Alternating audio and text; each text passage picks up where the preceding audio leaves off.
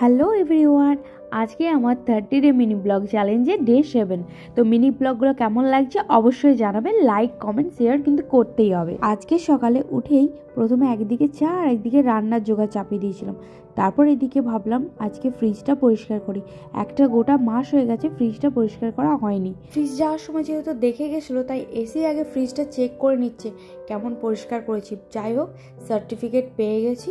আমাকে এবারে অস্কারটাও খুব তাড়াতাড়ি আমার হাতে তুলে দেবে। দেন আমরা লাঞ্চটা করে নিলাম। তো আজকে মেনুতে ছিল মাংস কষা, ফুলকপি আলু ভাজি আর ডিম ভাজি।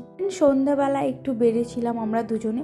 আর আজকে আমাদের প্ল্যানিং ছিল যে বাইরে কিছু খাবো, কারণ একটু খিদে পাচ্ছিল। জানি না কেন সন্ধে হলে একটু খিদে পায় আর মনটা বলে একটু ফাস্ট ফুড খাই। এই জন্য আমাদের একটা খুবই পরিচিত দোকানে চলে গেছিলাম। এখানের খাবার দাবারের টেস্ট আমার ভীষণই ভালো লাগে। প্রথমেই দুজনে দুটো কাটলেট নিয়ে নিয়েছিলাম আর এক প্লেট চাউমিন নিয়ে নিয়েছিলাম। চাউমিনটা আমার জন্য নিয়েছিলাম আর ওর জন্য মোগলাই নিয়েছিল একটা। আর এখানে খাবারের কোয়ালিটি তো দারুণই, আর দামটা এত রিজনেবল যেটা আজকালের যুগে এসে ভাবা যায় না। যখন আমাদের আরামবাগে এত সুন্দর সুন্দর রেস্টুরেন্ট ওপেন হয়নি, মানে আমাদের ছোটবেলায়, তখন এই দোকানগুলোকেই আমরা রেস্টুরেন্ট হিসেবে ভাবতাম। আর এই কথাগুলো বলতে আমার একবারই খারাপ লাগেনি, কারণ আমি সত্যি করেই ছোট্ট একটা শহরের মেয়ে, যে শহরটা এখনো চোখের সামনে সেজে উঠতে দেখছি। পর ওখানে খাওয়া দাওয়া করে বাড়ির উদ্দেশ্যে রওনা হলাম, আর আমায় বাড়ি নামিয়ে দিয়ে খেলতে চলে গেল। তাহলে আজ আসি, দেখা হবে পরের ব্লগে।